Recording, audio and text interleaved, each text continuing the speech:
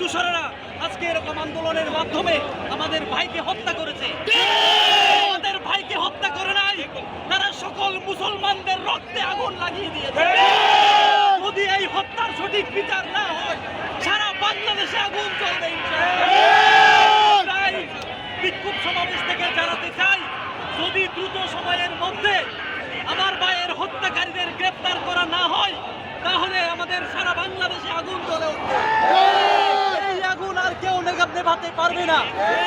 আমরা চাই ন্যায় বিচারের মাধ্যমে আমাদের বাংলাদেশে সামাজিক সম্প্রীতি থাকবে, কিন্তু কোনো জঙ্গিবাদ এবং উগ্রবাদের প্রশ্রয় আমরা দিব না।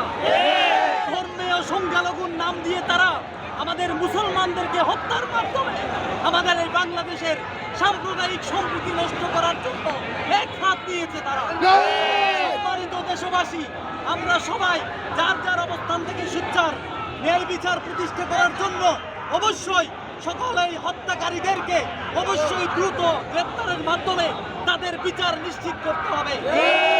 আমরা এখান থেকে বলতে চাই, আমার ভাইকে শহীদ করার মাধ্যমে, হত্যা করার মাধ্যমে তারা যে স্পর্ধা দেখিয়েছে, তার জন্য দ্রুত বিচারের মাধ্যমে